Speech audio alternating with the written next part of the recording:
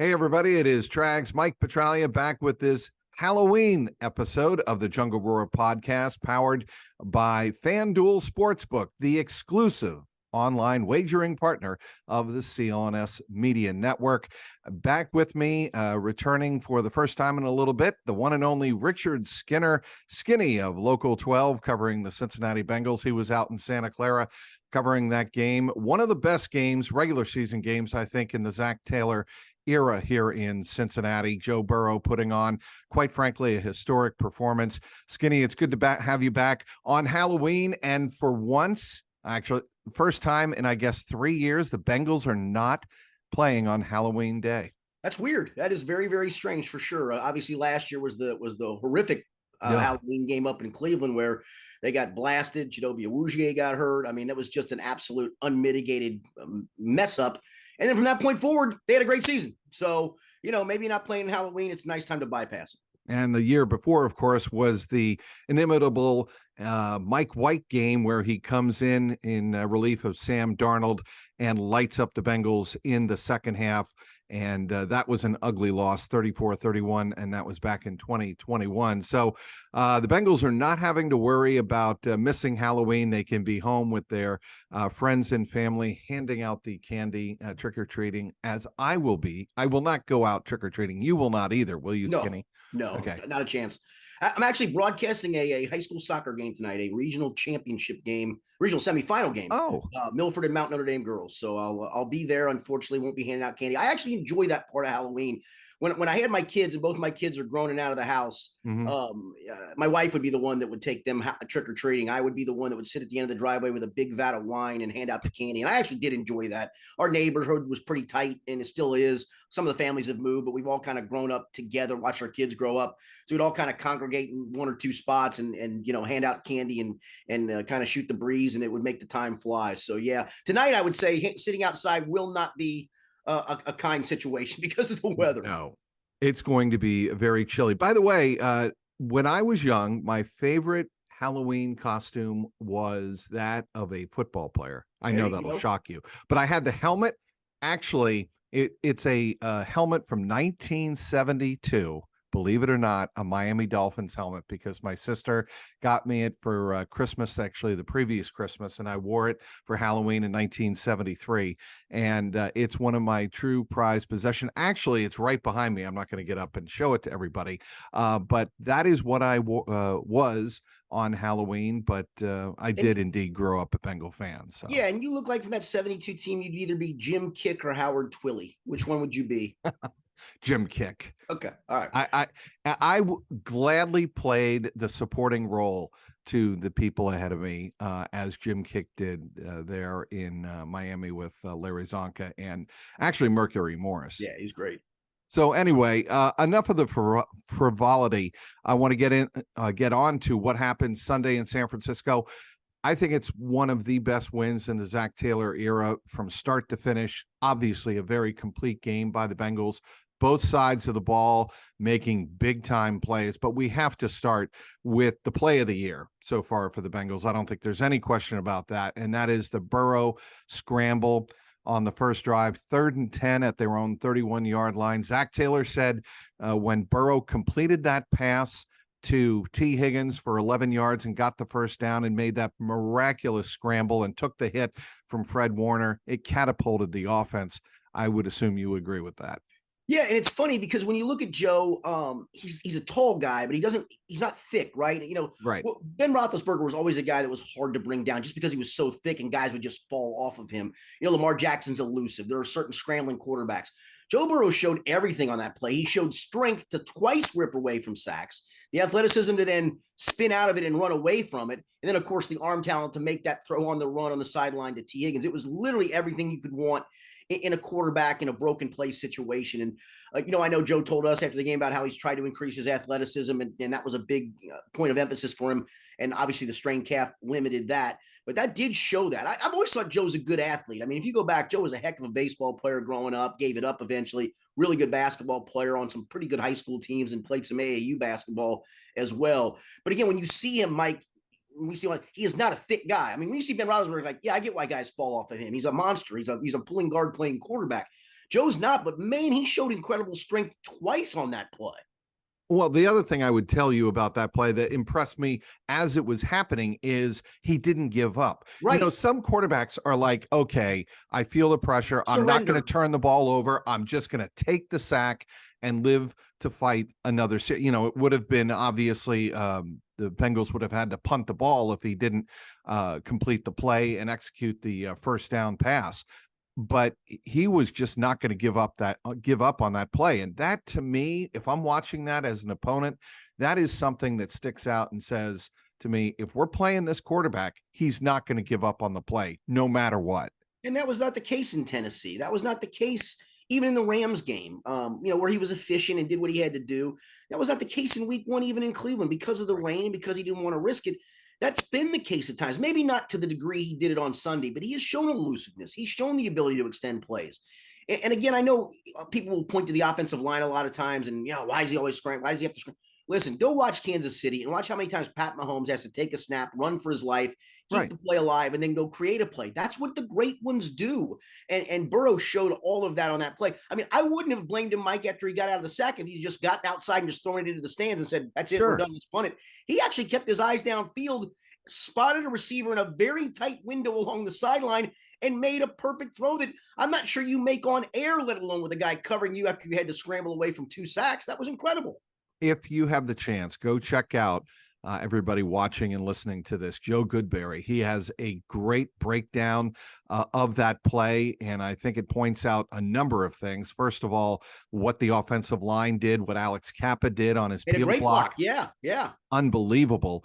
And how Burrow, as you said, he checked twice down the field before the pocket collapsed. Then once he eluded Armstead and Bosa, he scrambles out and he just doesn't, as you said, look to get rid of the ball. He gets his eyes back downfield, sees T, and just throws an absolute dot.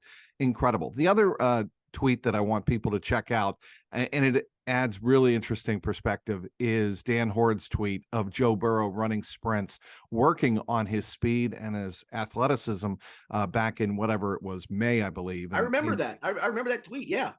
And it was really, it's really indicative of how much Joe Burrow works on his athleticism. And I think it's obviously been muted a little bit, Skinny, because of the injury to start the season. But it should encourage Bengal fans that Burrow is going to go full strength. Once he feels like he's good to go, he's not going to hold back. And I think that more than anything else should give Bengal fans hope going forward for this offense. Yeah, people that would ask me, coming out of this bye week, the way the Seattle game ended offensively was discouraging a bit, right? I mean, the 78 yards or 76 yards in 34 plays and all those things. But the encouraging thing that I told fans was, and even friends, was he showed mobility in the Arizona game. He was really good on the first 2 drives of the Seattle game, and I think that was more of an offensive failure than a Joe Burrow injury issue in that Seattle game. Another week of the bye of getting healthy. I said, listen, all this comes down to, I do a segment with Mo Egger every Wednesday, and we talked about this last. I said, all this comes down to, man, before everybody can freak out about, oh my gosh, this is still a team that maybe can't, is when the man is healthy, forget about it. This is a great football team. And he showed everybody, I'm not just healthy, I'm even healthy and better. And that's why you should be completely encouraged, because of the way they won, the way he looked, and all of those things. And that's all this has ever been about, is once he got healthy and they were able to do some things that we may get into, like going under center, which unlocks some things, showing his mobility on broken plays. After that, it unlocks everything that they want to do in this offense. And you saw that on Sunday.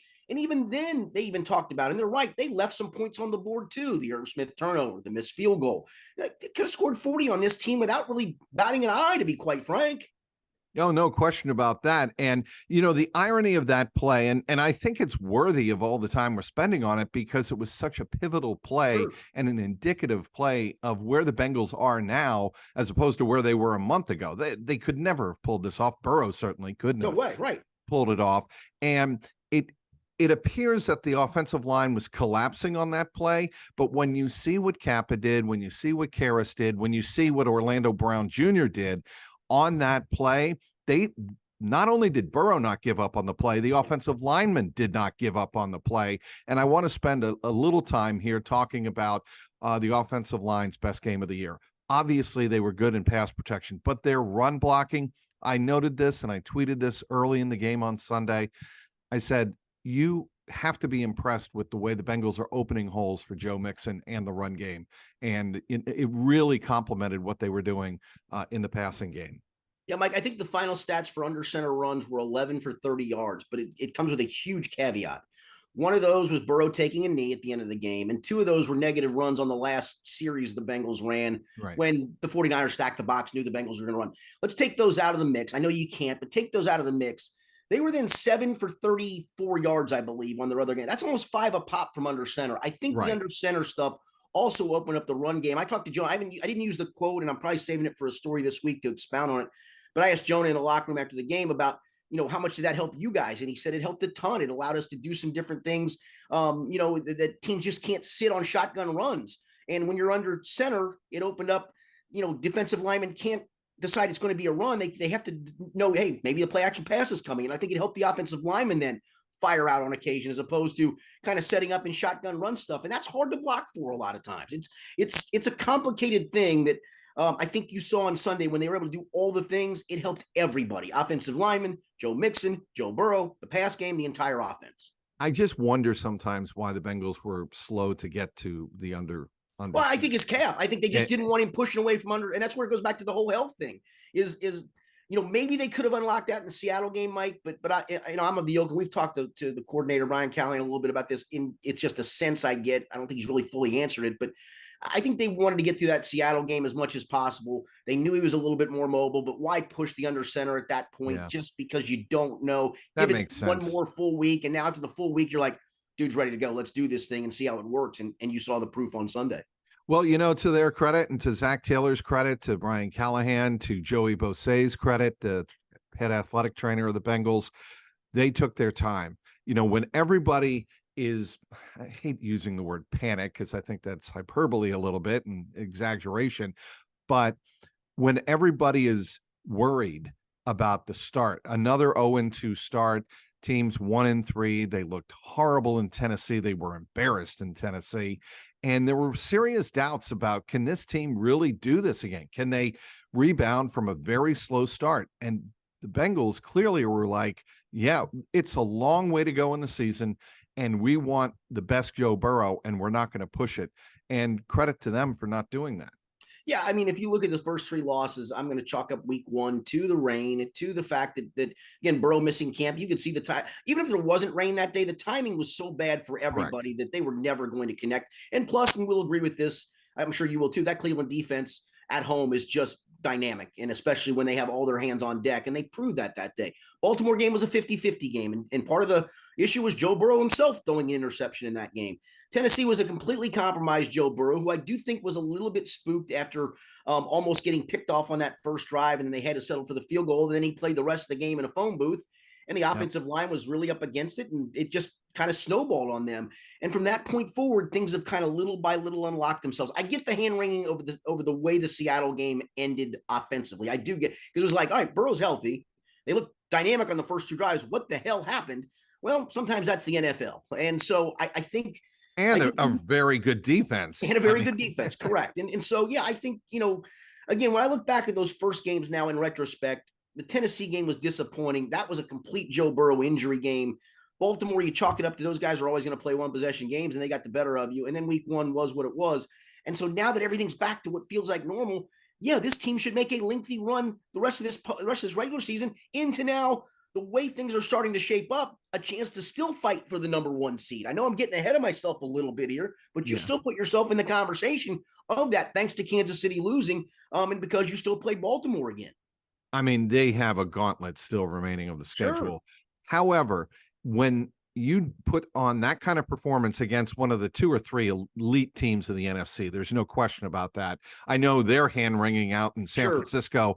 After the game, I had a chance enjoying a post-game meal with the significant other on Sunday night, watching NBC Sports Bay Area, and they're hand-wringing about their defense and their secondary, and they can't tackle, and they can't cover, and they can't get to the quarterback enough, and blah, blah, blah. Every team goes through this, but they're still one of the better teams Agreed. in the NFC. When you are the Bengals and you go out there and beat them like a drum on their turf and end their 11-game home winning streak, to me, that tells me that this Bengal team is capable of beating any team, anywhere, anyhow. Agreed. And I think that's what that game was. That was the statement of, now that our guy's healthy and our left tackle's back to healthy after he missed a portion of that Seattle game, and maybe that compromised some of that. And T. Higgins is back healthy, and all hands are back on deck. You got to. It goes back to the saying of last year. They have to play us, right? That would be the mantra for those guys. It proves that this team is as talented as we thought it was. It was just completely compromised by the keyest of key players dealing with a significant injury in the first part of the season.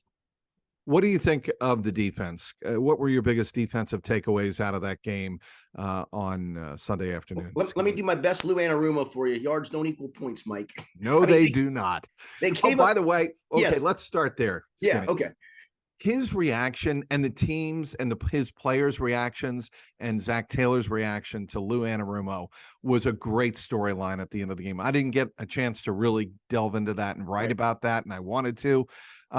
But tell us a little bit about that and what your impressions of their reaction to Lou on the sideline was. Yeah, I think it shows just how much respect everybody has for him and the things that he does in big moments or gets his guys to do, because he'd be the first one to deflect to the players. He always does that to us when we talk to him. I will be interested to see what he says to us. We'll talk to him either tomorrow, Mike, or Thursday. And what his we don't get a chance to talk to coordinators after games. We talk to them during the week. I'll be interested to see what he thought of that. But yeah, I mean, in big moments, he comes up with great plans, does he not? Or his guys so buy into the plans. And yes, they gave up 460 yards. Now, like 80 of those were on the last 3 plays of the game. So, but still, they gave up a chunk of yards and they gave up a handful of big plays. But again, this is not happenstance that when teams get into the situation of scoring, they snuff it out. And they're also opportunistic. The Logan Wilson play wasn't by happenstance. That's a good athlete making a great drop and having great hands to intercept the ball, then having the athleticism to make a great return to put you in position of a short field to score. So, I mean, all of those things it's some of it is what they've done from a draft and free agency perspective. But Lou puts these guys into a position where they believe in tight spots. We're getting a stop. We're getting a turnover. They're not scoring on us. And he's right. It's a broken record, but yards don't equal points. They just don't.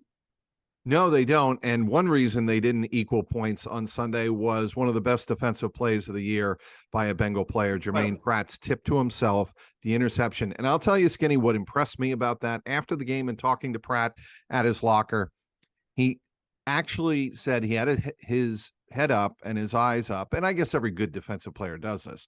But when he sees that the handoff was missed and he sees that right away, he knows to trail the quarterback and make sure that the quarterback, Purdy, who hurt the Bengals many times with his legs outside the pocket on Sunday. Pratt, in that particular case, Purdy did not, because Pratt followed him, trailed him, and then he tried to flip the ball. And Pratt, kept his hands down until the last second, got them up, tipped it to himself.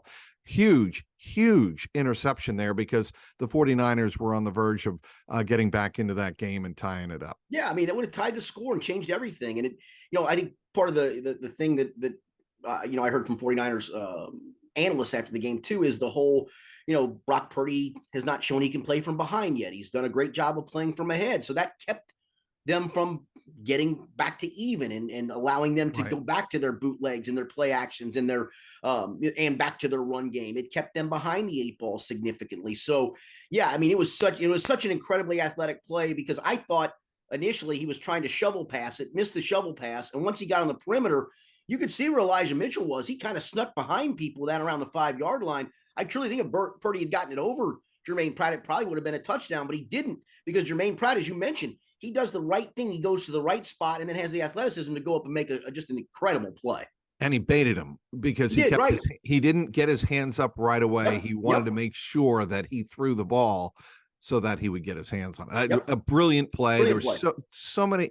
The reason I love that game on Sunday, Skinny, a result aside, okay, is there were so many seminal plays in that game that kind of summed up why the Bengals won and why the 49ers lost. And when you can do that, it's fun to break down a game. like that. All right, let's get on to the game in front of us, and that is the Buffalo Bills primetime Sunday night, NBC. It is going to be, I think one of the more electric nights in Paycor history. And ironically, we said that heading into the Monday night game on January 2nd. First of all, how do you think the Bengals will handle Damar Hamlin? That's a good question. I think I asked you guys a few weeks ago, would they introduce him, pregame? I mean, obviously you want to build up the electricity of the night, right? And do all the things that gets the crowd revved up. At the same time, there is some reverence there. There was a special moment where literally a life was saved on that field, and you want to kind of recognize that. Do you do that 30 minutes prior to kickoff and then let the crowd right before kickoff get revved up by all the things you do? It's a good question. I'm not sure. I don't think I'd handle it by introducing him. I think I'd maybe make a mention of it, like I said, a half hour before kickoff when the teams are still in the locker room. He may be inactive for the game for all we know, Mike. I mean, that's the other part to it. He's only been active, I believe, once. Correct? I think that's correct. Yeah, I think that's correct. So, maybe he's not even, a part of that. But again, if you can make some kind, I think you have to recognize the moment, right? It was so significant. I think they will. What we all saw, what the country saw, what it's done probably for CPR and AED awareness and all of those things. I think it's probably got to be recognized in some way. But I think you also have to let the crowd get revved up because it is a football game that you're looking to win on top of it. Correct. And I would guess first responders, the medical team at University of Cincinnati. Maybe recognize them all at the same time. Yeah. Yeah. And if he's inactive and the Bills, allow the Bengals that moment to recognize one of Buffalo's own player, Damar Hamlin, maybe that's how you handle it.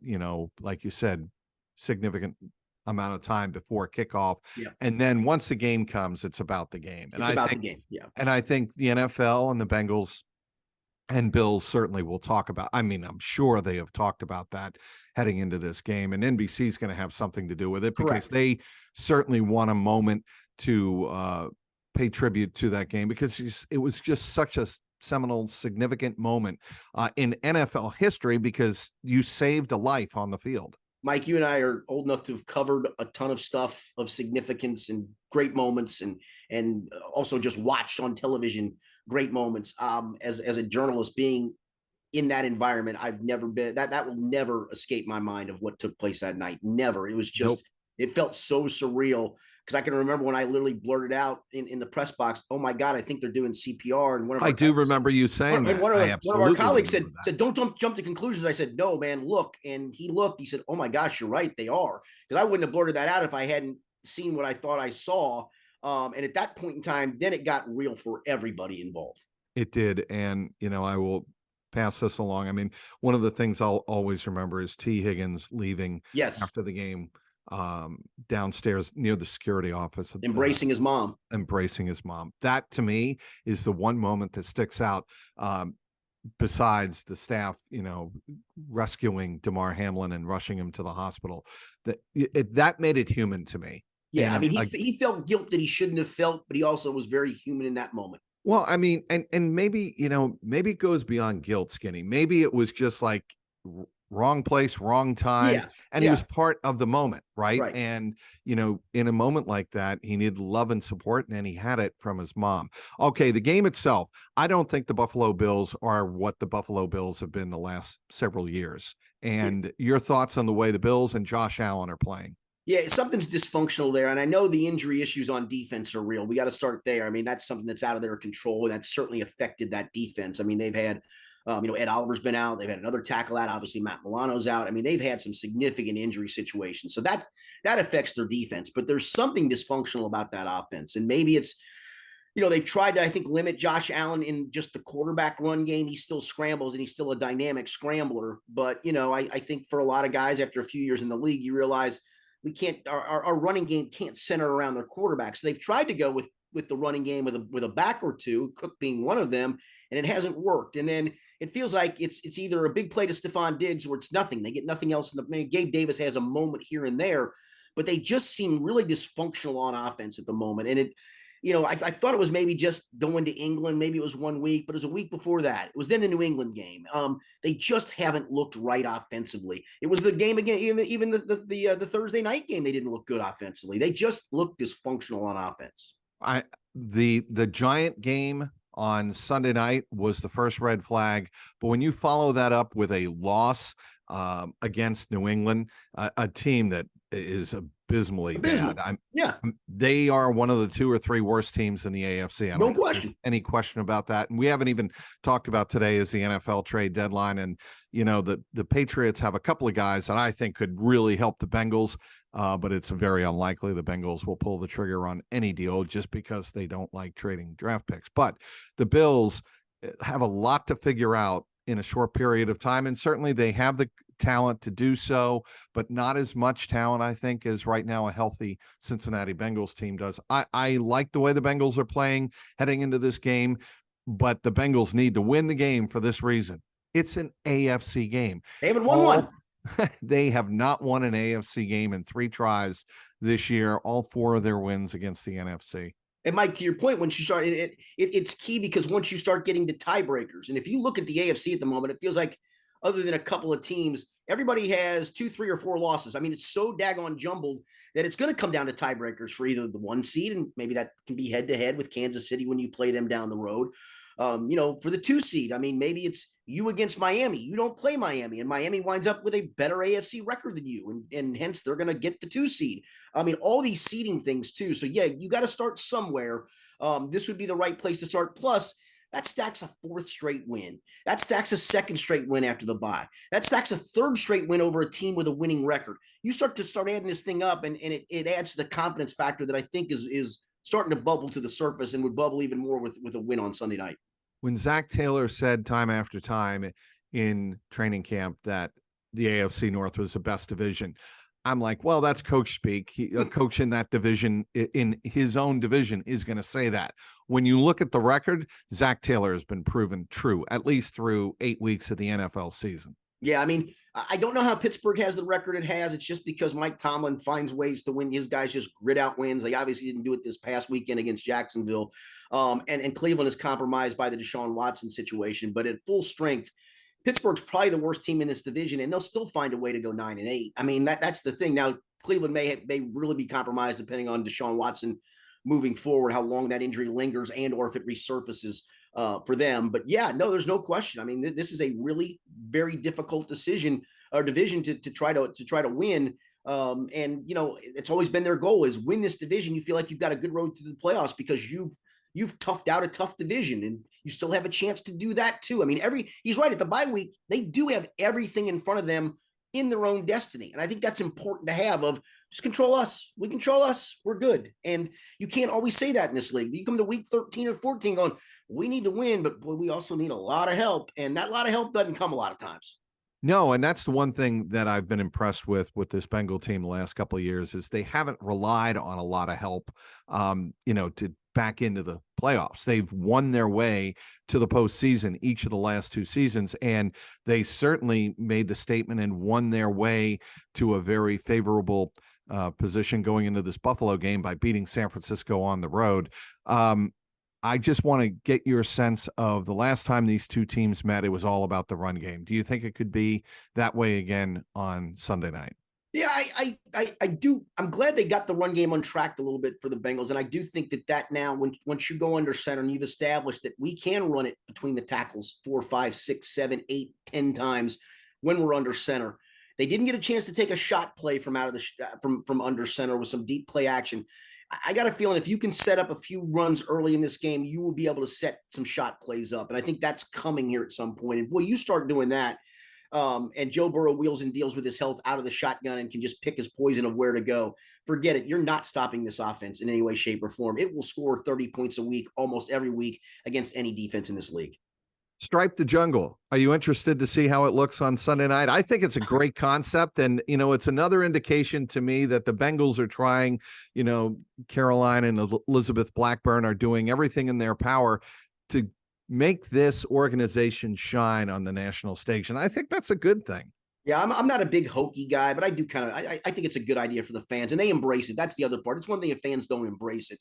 The fans Right. embrace it. I'm interested to see. My daughter and son-in-law are season ticket holders, and for those that maybe haven't seen this, they're doing this by section. One section's being asked to wear orange, Yep. another section's being asked to wear black, and they're kind of trying to alternate it to make it look like stripes. So I have to see what section she's in. I'm sure she's aware of it.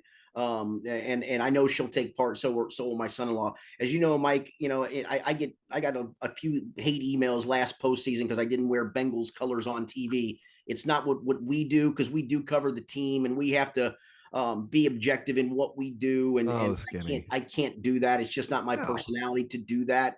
But I do have a black pullover that I consistently wear to cover the games on Sunday night. So maybe I'll be part of the dress up, if you will, because I'll probably have the black pullover on for that game. Maybe it's my days in New England, but one of my favorite pieces of clothing is the hoodie. Of course. I'm not gonna be wearing a hoodie for the game on Sunday night. I can promise you that. So anyway, anything else you want to touch on, Skinny? Anything you're working on? Yeah, the one thing for us, and you brought it up, is the whole trade deadline concept. I am a little dismayed if they don't try to swing something for either a backup running back or a tight end. And I think I'm in agreement with you. It's just not their MO. One thing I will say is they've changed their MO significantly over the last handful of years. So why couldn't you do it now?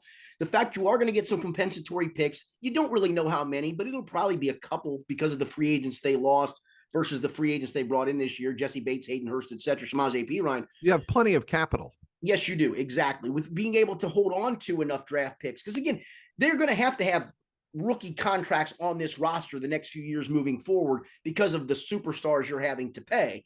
So I understand their concept, but bringing Samaje Perine back seems the most logical decision to make because he knows the offense. You don't have to get somebody up to speed. It probably won't cost you a lot. You were probably already allocating the money he signed with Denver for anyway, because they did want to re-sign him. It's just he did a preemptive strike and went to Denver thinking he would play. I know the hand-wringing over tight end. I get it, and I wouldn't be opposed to them making a deal there either. I just don't see that one. But running back, to me, especially with the Chase Brown injury, I think you're going to have to add one anyway, Mike. Why not go at a guy that knows your system, that you trusted enough to run double the plays your starter ran in the AFC Championship game? It just makes too much sense to me. All right. He is Richard Skinner. You can follow him at Local12 Skinny. I got that right? On Twitter. Local12 Skinny. He is a one-of-a-kind character on the Bengals beat. I love having the guy on the beat. I really do. Skinny, you're the best. Mike, I enjoyed it as always. All right. He's Richard Skinner. I'm Mike Petralia. This has been the Jungle Roar podcast, powered by FanDuel Sportsbook, the exclusive online wagering partner of the CLNS Media Network. Until next week, keep that jungle roaring.